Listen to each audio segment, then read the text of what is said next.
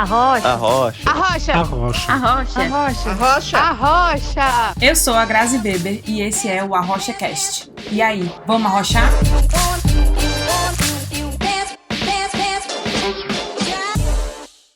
Olá, arrocheiros! Sejam bem-vindos a mais um episódio do Arrocha Cast. E para o episódio de hoje, nós vamos continuar o papo com a Amanda e a Vitória da Façanha Marketing.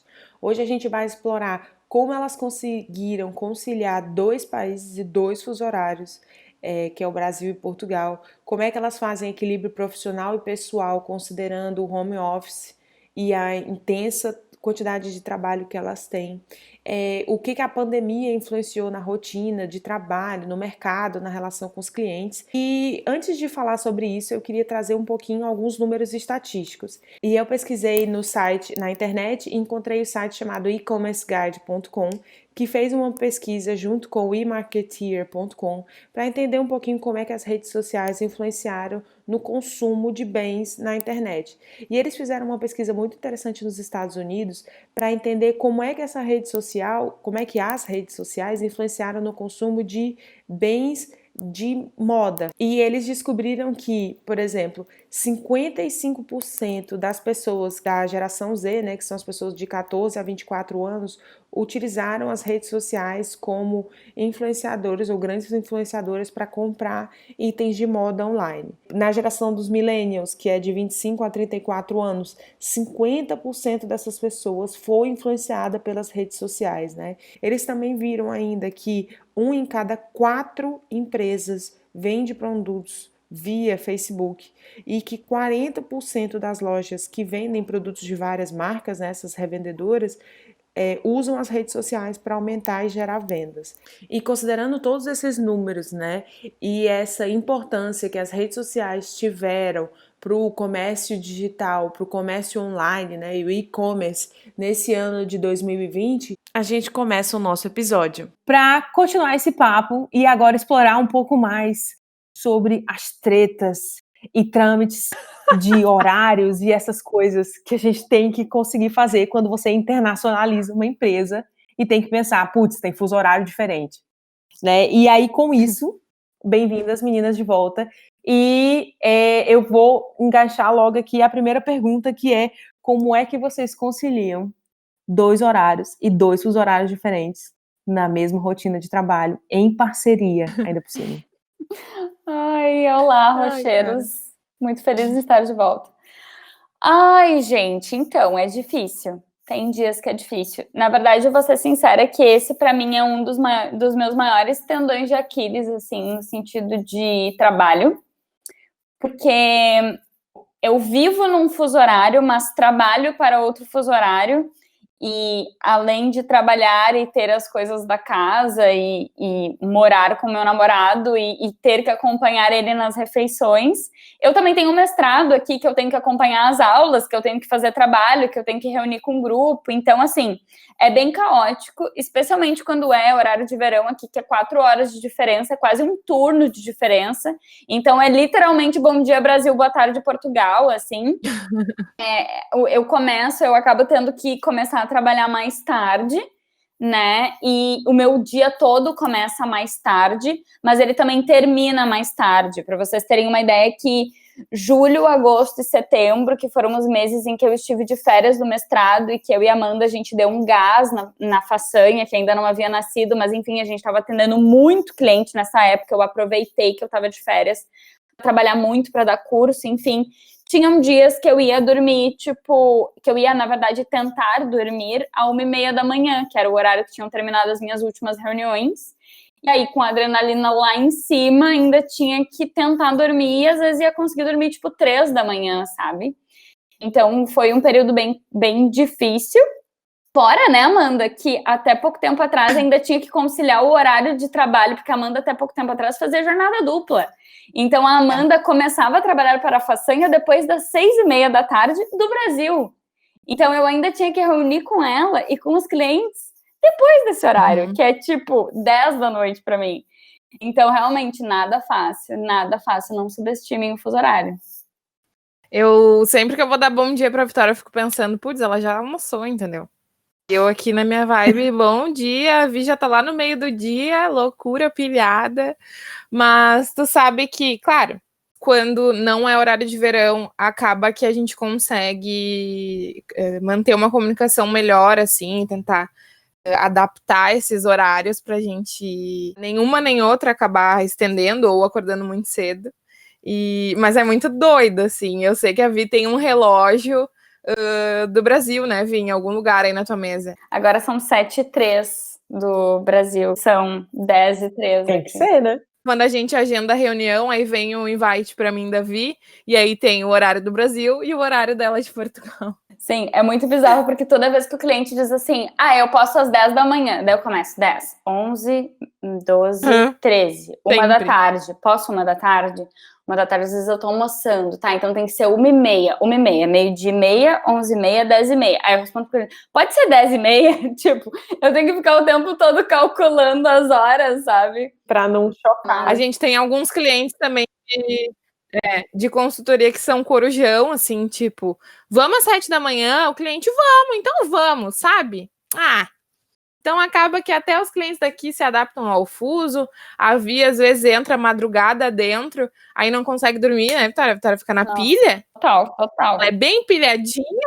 Nossa, eu fico sempre... Bom, eu já sou pilhada de natureza. E depois de uma reunião com o cliente, que eu tenho que estar dando tudo de mim e tendo ideia e coisa, cara, é impossível dormir cedo, dormir logo depois. Eu fico muito pilhada. Então, é loucura. Mas até agora, ultimamente, especialmente depois que a Amanda agora tá conseguindo se dedicar 100% para a façanha, a gente tem tido esse cuidado de tentar marcar as reuniões dentro de um horário que funcione para as duas, sabe? A gente abre algumas exceções para alguns clientes, dependendo, porque tem clientes que, por exemplo, tem uma cliente que é uma confeiteira, então ela começa a trabalhar de manhã preparando tudo, de tarde ela abre o ateliê e fecha às 6 da tarde, ela não consegue fazer reunião com a gente antes das 6 da tarde, então é esse o horário que a gente vai atender ela, sabe? E aí, tudo bem se eu tiver que fazer reunião 9, 10, 11 da noite. Também isso foi uma coisa que quando eu me mudei pra cá, os clientes até comentaram, tipo, como é que vai ficar o fuso? Eu falei, cara, não, tu não precisa te preocupar com o fuso. Quem precisa se preocupar com o fuso sou eu. Eu decidi me mudar, sabe? Então, eu que tenho que pagar esse pato de ficar acordada até tarde, né? É claro que tem clientes que são muito queridos, que muitas vezes se adaptam para nos ajudar, mas de uma maneira geral a gente tenta fazer das tripas coração para dar conta de uma agenda bem cheia de reuniões em 2 fusos horários diferentes, né? E por falar em cliente, confeiteira e tretas, acho que maior que o rolê do fuso horário é a questão da distância da vida, dos nossos clientes amados que nos dão não, né? Que acaba sendo tudo para mim. Doce, presente. Eu perco enfim, todos os né? mimos. Então a Vi pode ir até a 1 da manhã dormindo, mas o que dói é eu estar comendo bolinho no pote da Mari Pitten e ela não, tadinho. Oh, meu Deus, que dó. Sim, é muito triste. Os clientes falaram que quando eu for para o Brasil eu vou ser recompensada. Então eu estou esperando ansiosamente por esse momento em que eu vou ser recompensada de todos os presentes que a Amanda ganhou e eu não estava no Brasil para receber. Vamos ver se isso vai acontecer Justo! mesmo. Ai, meu Deus, que Justíssimo. maravilhoso. Nossa, é muito justo. E aproveitando essa pergunta, né, e essa loucura de trabalhar em 2 fusos horários e esse monte de sacrifício, eu queria perguntar uma coisa, assim, essencial para vocês, né, e bem pessoal também, que é como é que vocês fazem para equilibrar vida profissional e vida pessoal, trabalhando em horários tão malucos? Não fazem. Ai, obrigada, Vida o quê? pessoal. Sou o quê? Vida sou o quê? Ai, gente, mas é importante, por exemplo, eu trabalho em horários muito malucos, né? E aí eu tenho um namorado que cuida de mim. E aí ele sempre pergunta assim: não, mas tu vai trabalhar até 11 horas da noite? Não, mas hoje é domingo. E eu, sim, mas o que eu vou fazer, né? Não tem equilíbrio aqui. Teve um momento que foi quando a gente viu que a coisa tava ficando punk, que foi um dia que a Vi falou assim, cara, eu não anotei na minha agenda que eu tinha que lavar o cabelo. E aí a gente parou, se olhou na reunião E tipo assim, sim, cara, a gente tem que anotar na agenda que a gente vai tomar banho. Oi, tá muito louco isso aqui. Ah, não! Sim, Sim, teve esse momento. Em 2 segundas-feiras, que era 11 da noite, eu me dei conta que eu não tinha tomado banho. E a última reunião tava começando às 11h30 e até a 1h30. 2 segundas-feiras que eu tive que tomar banho e lavar o cabelo à 1h30 da manhã. E aí, eu também tive dias, assim, que eu não lembrava de almoçar, então eu olhava no relógio, era 4h30, e eu, gente, eu não almocei. Eu tenho que, tipo assim, botar um despertador, eu vou ter que... E aí, a gente teve uma conversa, como já dito no primeiro episódio, muito transparente, muito coração aberto, tipo, nega, a gente vai fazer, porque assim não dá, não é saudável pra nós, não é saudável pra façanha. Vamos organizar esse negócio, entendeu? E aí, eu acho que a gente vem evoluindo bastante, assim, sabe? Muito também pelo fuso, por a gente ter que se adaptar, né? Essa diferença de horário. E também para nossa saúde mental, porque eu nunca vou esquecer quando a Vi me falou, a gente como empreendedoras criativas, né? A gente trabalha com criatividade. A gente também tem que ter um momento de deixar a mente respirar, sabe? No ensino médio, quando eu estudava a redação do Enem, eu escrevia a redação e a minha professora falava assim, Amanda, agora tu deixa o texto respirar e depois tu volta a ler ele. Que aí sim tu consegue aprimorar e fazer melhor. E, cara, eu pensei que a gente tinha que deixar a façanha respirar também, né? Que a gente precisava disso para entregar melhor para o nosso cliente. Então, isso também é muito essencial para a nossa qualidade de vida, mas também para o desempenho do nosso trabalho, sabe? Ter esse momento pra gente, ter essa pausa, esse respiro. É muito importante. E acho que esses acordos, eles foram feitos muito ao natural, assim, e como eu comentei, tipo, quem sofre o pênalti do fuso é quem decide se mudar, né? Então, assim, eu sempre assumi esse pênalti. Mas eu assumia o fuso do pênalti, o fuso da Amanda tá trabalhando em dupla jornada e só estar disponível para fazer reunião depois das 6h30 do horário do Brasil. Então, assim, eu acabei também tendo um momento em que eu disse, cara, eu não consigo mais. E aí eu falei pra ela, não dá mais, tipo assim, não dá mais, sabe? Eu tô muito sobrecarregada. Sim. Então, também tiveram esses ajustes. Mas quando tu perguntou ali como que a gente equilibra, e eu falei, não equilibra, não é que a gente não tem vida social, não é que a gente não curta, não é que a gente não consiga fazer tudo, não é que a gente esteja surtando e arrancando o cabelo da cabeça, mas é que existe um romantismo em cima do equilíbrio do empreendedorismo com a vida social, de que tu tem que conseguir equilibrar, porque tu tem que conseguir dar conta, e cara, não tenho que dar conta. Tipo, eu posso ficar com tarefas atrasadas se elas não são absolutamente urgentes. Eu não me formei em medicina, eu não salvo a vida de ninguém. Se um post não for no ar num dia, ninguém vai morrer. Se um cliente tiver que atrasar uma reunião, ninguém vai morrer. Então, assim, eu também tive que trabalhar esse meu estado mental de que eu nunca vou conseguir dar conta e de que eu posso sempre tentar equilibrar, mas que o equilíbrio é um estado, é um momento e não uma constância, né? E, enfim, que eu vou estar o tempo todo nessa busca. É que nem o sucesso, né? A gente tem momentos de sucesso, é o equilíbrio, tipo, tu tem momentos de equilíbrio, tu tem momentos de desequilíbrio também. E também tem, eu acho que nessa época de muito coach, dizendo que tu tem que fazer o que tu ama, que se tu fizer o que tu ama, tu nunca mais vai trabalhar um dia na tua vida. Que mentira! Tu vai trabalhar ainda mais, né? Sabe? Então, aí que tu vai trabalhar, meu velho. Exatamente. Então, tipo assim, cara, também existe muito essa romantização do porque tu vai porque trabalhar pouco. Meu, para fazer um negócio dar certo, tem que trabalhar muito. Empreendedorismo faz é trabalhar o teu horário, muito. Sim, a gente faz o nosso horário em fuso horário, virando noite, agendando lavar o cabelo. Então, assim, né, eu acho que não romantizar e também entender que o empreendedorismo tem os seus percalços, né, e a gente faz o que dá, sabe? A gente se dedica e vai construindo isso em façanhas, né? Vai lá eu puxando a brasa pro assado de novo. Essa foi, inclusive, a última lição, a lição mais recente que eu aprendi. Que é assim, cara, é impossível dar conta de tudo. É impossível dar conta de vida social, de dar atenção para a família, para o namorado, dar atenção para os amigos e dar atenção para o meu negócio e fazer o negócio acontecer. Porque exige, assim, uma amiga e até entrevistada aqui do Arrocha, né, a Marissa, falou um dia assim, trabalhe com o que amas e trabalhe 100% mais. E é muito verdade. Você trabalha muito, gente. É sério, para uma empresa dar certo, assim, quando a gente vê um pequeno empreendedor ou um pequeno negócio dando certo e se, sei lá, se superando e tal, gente, aquilo ali é trabalho atrás de trabalho. É uma das coisas que a Thay falou, assim, no episódio anterior, né? Ela fala muito. Eu tenho que lembrar de comer, porque eu esqueço. Eu esqueço de comer, eu esqueço de parar para comer. E agora eu tô tentando lembrar que eu sou um ser humano.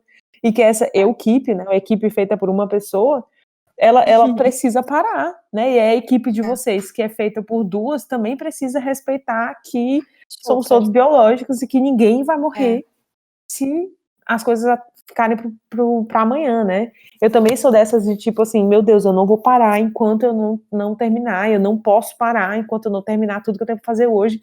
E aí eu tô aprendendo, assim, aos poucos, a admitir que, cara, não dá, eu vou dormir, e amanhã eu continuo.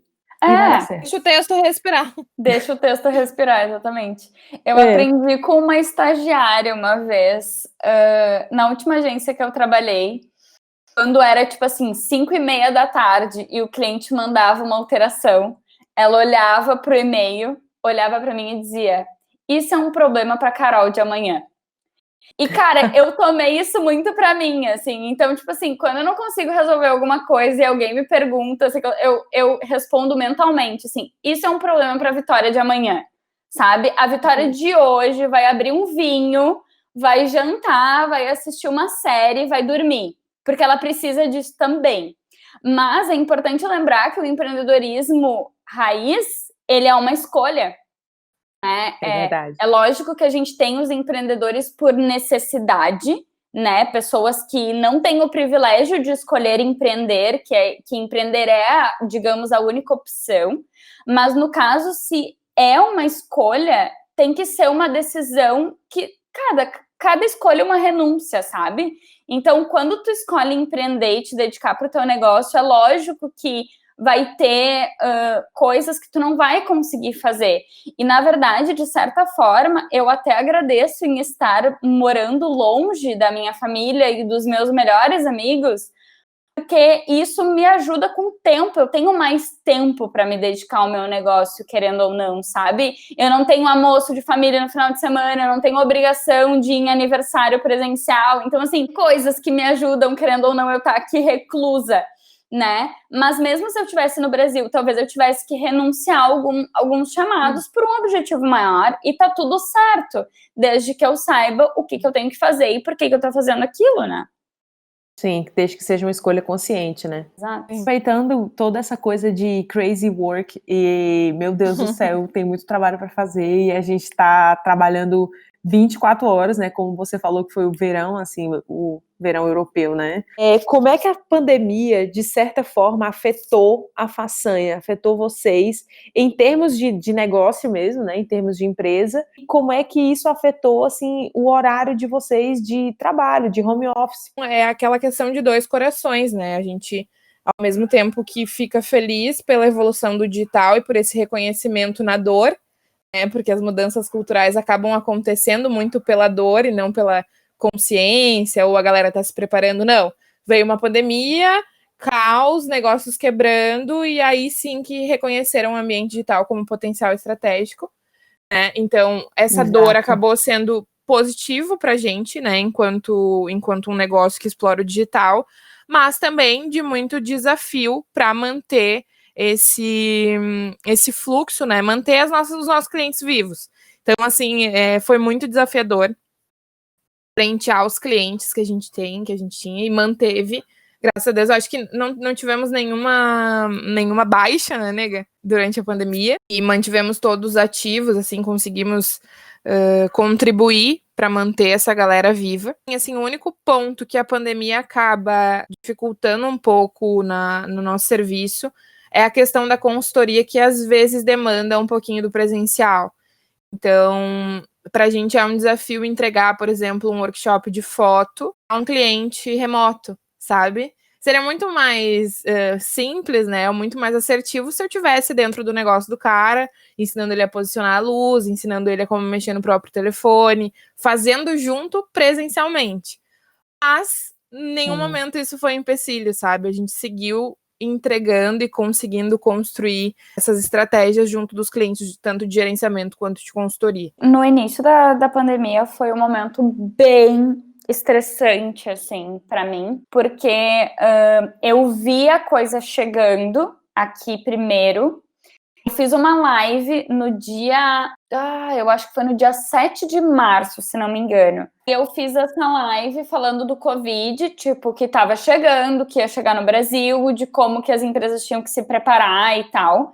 E eu me lembro que teve muito pouca gente na live e a galera que tava na live muito cética ainda, sabe? Tipo, achando que, tá beleza, vai durar 2 semanas e depois vai passar e tal. E aí, quando começou a vir real, foi um momento muito estressante, porque eu e a Amanda, a gente tem um contato muito próximo com os clientes, e os clientes começaram a entrar em contato do tipo assim, eu preciso falar contigo agora, eu preciso te ligar agora, porque eu tô demitindo todos os meus funcionários, porque eu não sei o que fazer, porque eu preciso que vocês me ajudem.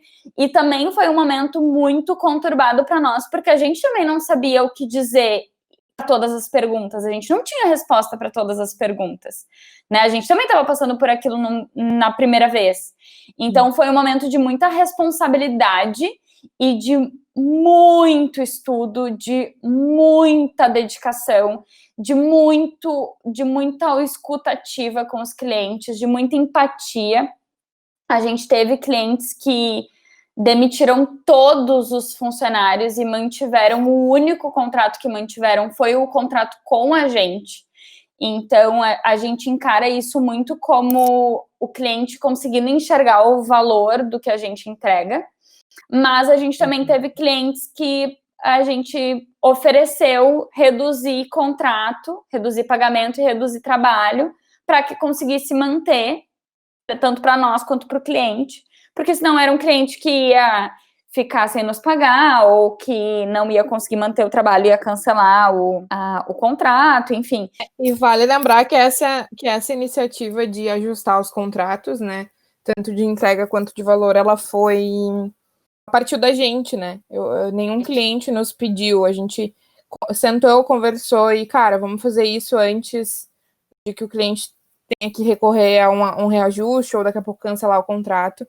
Então, também tem esse fator positivo da Vi estar em Portugal e conseguir sentir a pandemia antes a gente aqui no Brasil. E entender que, cara, quando chegasse no Brasil ia ser o que foi para pior. Então, a gente já também conseguiu amparar os nossos clientes de uma maneira que vamos reajustar, porque não vai ser fácil, não vão ser fáceis os próximos meses. E acho que foi também uma demonstração muito profissional, assim, né, da nossa parte e também da parte dos clientes se abrirem para isso e a gente conseguir manter contato. O nosso discurso nesse momento e também a nossa forma de pensar foi que, tipo, cara, a gente é consultoras não só para hora boa, a gente é especialmente consultora para hora ruim. E daí, bem na pior hora de todas, a gente vai abandonar o cliente? Não, sabe? Então, a gente, as coisas fecharam no Brasil, começaram a fechar no dia 17 de março. No dia 30 de março, a gente enviou uma mensagem para todos os clientes, oferecendo a possibilidade de redução de contrato em 50%. E a gente teve 3 contratos que reduziram. Depois desse período, a gente perdeu 2 contratos desses. Então, tiveram clientes que realmente se reestruturaram, se reorganizaram, não conseguiram manter.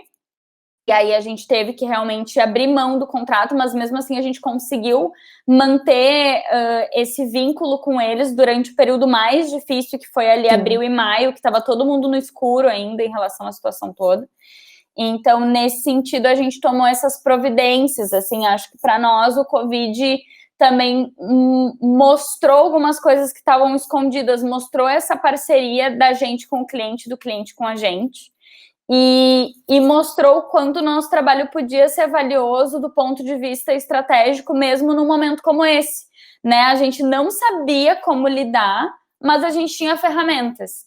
E aí a gente tentava aplicar as ferramentas de acordo, passinhos de formiguinha, e sempre escutando muito, ouvindo muito, tendo muitas conversas, muita empatia para conseguir realmente levar o cliente através desse período.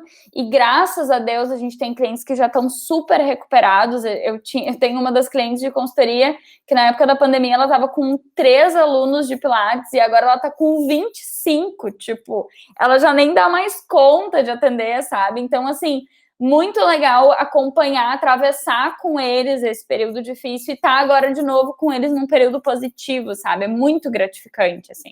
De reestruturação, né? É engraçado observar que muita gente, assim, porque no Brasil, diferente de Portugal, no Brasil a gente manteve a primeira vaga, né? Não existiu a primeira onda, aí parou, ficou de boa, e aí teve a segunda. Não, a gente manteve.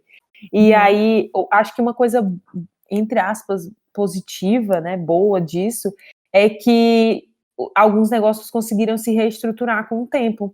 As coisas começaram a caminhar, né? E aí, em paralelo, ao contrário disso, aqui, apesar de alguns negócios terem conseguido se reestruturar de certa forma quando a primeira onda acabou, agora na segunda onda está muito mais difícil, porque os negócios estavam começando a se reestruturar, Voltar. e aí agora já teve que parar de novo. Então, assim, é como se o segundo baque, né, fosse muito maior, porque você já não tem dinheiro, você não tá com condições. Já você tem que parar de recebe novo. o impacto muito fragilizado, né? Exatamente, né? Exatamente. Acho que isso foi uma coisa boa, assim, para o Brasil, né? Entre aspas, porque, na verdade, o impacto no Brasil foi absurdo. Foi absurdo, foi tremendo, assim. O número de... A pobreza, os índices de pobreza no Brasil escalaram, assim. É uma coisa absurda. Todo mundo perdeu, né?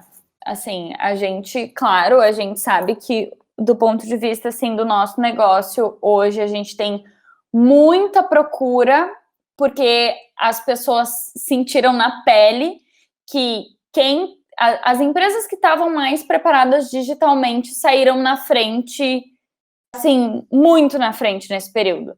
Empresa que que é de produto e tinha e-commerce saiu muito na frente. Empreendedor que era de serviço e tinha algum tipo de serviço que podia digitalizar, que podia fazer curso, que vendia o seu conhecimento, que produzia conteúdo no Instagram, saiu na frente. Então, assim, dado isso, a gente tem recebido muita demanda. Desde o início, assim, desde ali abril, maio, a gente começou a receber muito cliente novo. Gente querendo, tipo, estruturar do zero, querendo melhorar e tal, porque realmente entendeu essa necessidade, essa importância. Mas a gente sabe que também teve uma galera que sofreu muito, que simplesmente não conseguiu recuperar. E aí, para essas pessoas, realmente foi bem pesado, assim, né? Também não tem muito milagre. Eu acho que quando acontece esse tipo de coisa, como uma pandemia, ela acaba fazendo essa limpa, sabe? Então, também não tem muito como fugir de grandes números de falência e tal.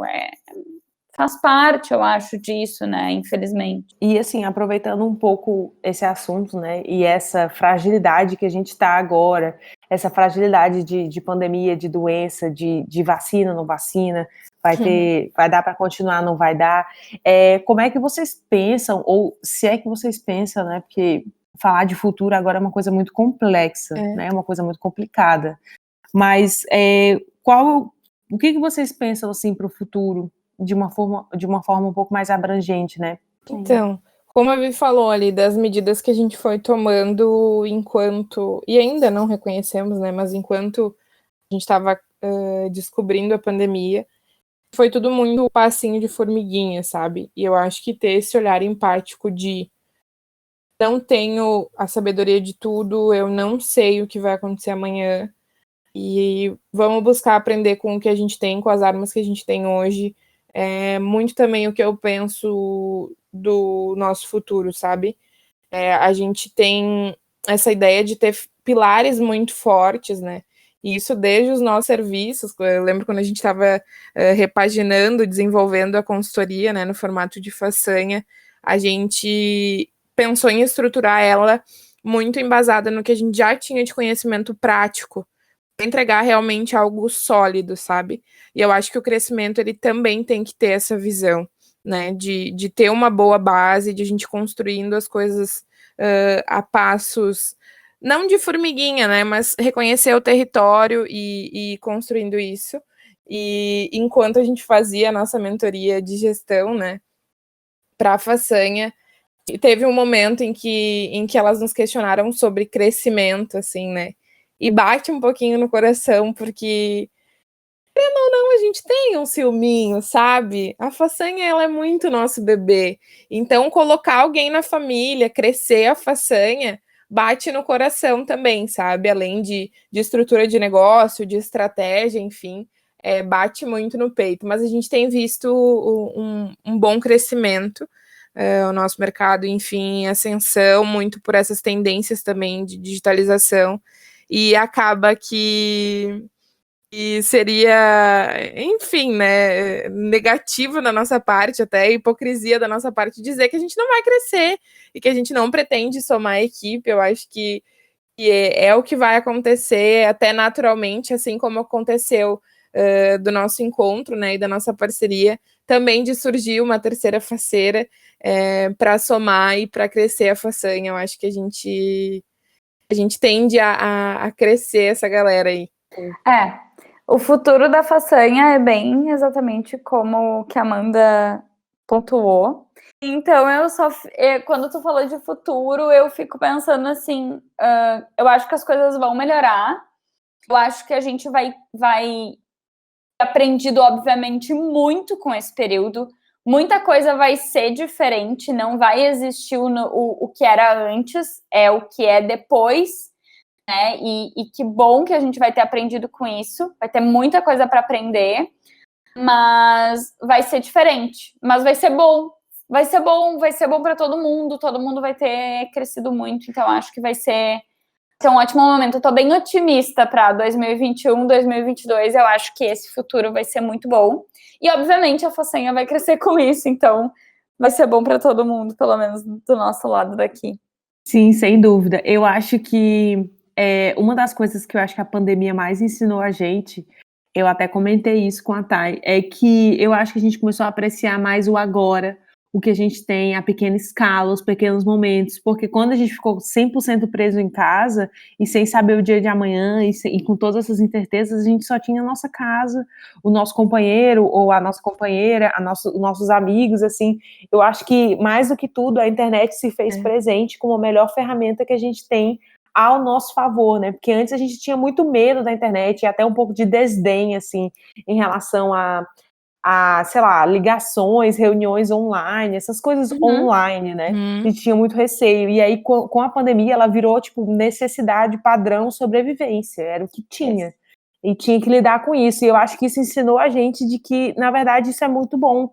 E a começar a aproveitar essas ferramentas que a gente tem, literalmente, ao nosso favor para viver melhor, né? É como se a humanidade, ela tivesse, tipo, parado, analisado e reaprendido a andar para frente, sabe? Em vez de lutar contra o que estava vindo de novidade. E eu acho que isso é uma coisa muito positiva, assim, de todo esse momento que a gente está vivendo, né? Então eu concordo contigo, Vi, que eu tenho, assim, eu sou muito otimista em relação a 2021, 2022, né? E o que a gente vai conseguir agora pós pandemia, porque eu acho que o que a gente conhecia antes, né, não vai existir mais o antes da pandemia, porque, enfim, já mudou, todo mundo já mudou. É o passado, né? Também vai ter, eu acho que esse momento de luto, né, Grazi, das pessoas entenderem que tudo bem desapegar do que passou e ter esse novo paradigma. Hoje mesmo eu fiz reunião com um novo prospect e tal, e eu falei, cara, vamos pensar no teu negócio de uma forma, assim, vamos pensar em outras formas do teu negócio digitalizar, outras formas de ganhar dinheiro.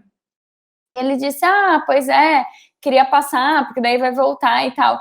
E eu já tô procurando clientes e empresas para trabalhar que já tenham uma mentalidade diferente, que não queiram que volte a ser o que foi. Eu acho que agora a gente tem um novo patamar de adaptação, assim, de adequação, né, do que eu sou como empresa, o que você é como cliente, o que eu busco em você como cliente, que é justamente isso, né, as pessoas que entendem que agora tudo vai ser diferente e que são pró-mudança. Sim. Eu queria só fazer um comentário em relação a essa coisa de fuso horários e de 2 países e blá blá blá. Também precisa ter, além de processos bem definidos, como eu já tinha comentado no outro episódio, de ter a estruturação das tarefas e das demandas e das reuniões e do compartilhamento de tudo, mas acho que também precisa ter muita confiança, sabe? Tipo, não dá para tu tocar uma coisa como o que a gente tem aqui entre eu e a Amanda sem confiar uma na outra. Tu realmente entregar uma parte da tua empresa para outra pessoa e tu tem que ficar cobrando isso, tem que ficar, sei lá, sabe? Porque daí só aumenta o teu trabalho e tu tá à distância, tu não consegue realmente fazer um gerenciamento minucioso. Então, assim, tu realmente precisa confiar e ter muita segurança na pessoa que tu vai decidir fazer isso, sabe? E eu sou muito feliz e muito grata de ter escolhido a Amanda e ela ter respondido a todas essas expectativas, né? Eu acho que fica de alerta, de conselho, assim.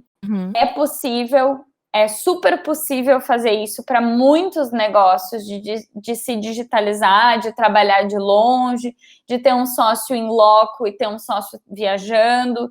Tudo certo, acho que funciona muito bem, mas precisa ter muito entrosamento, precisa ter muito companheirismo, muita segurança e muita confiança, assim, entre um e outro, sabe? Senão não funciona. E acho que é importante também deixar a Amanda à disposição, pode despertar algumas curiosidades, algumas perguntas, né? Talvez de algum ouvinte, então podem entrar em contato com a gente, o nosso @ é Façanha Marketing. A gente vai ficar super feliz em conversar com vocês, também trocar mais ideias.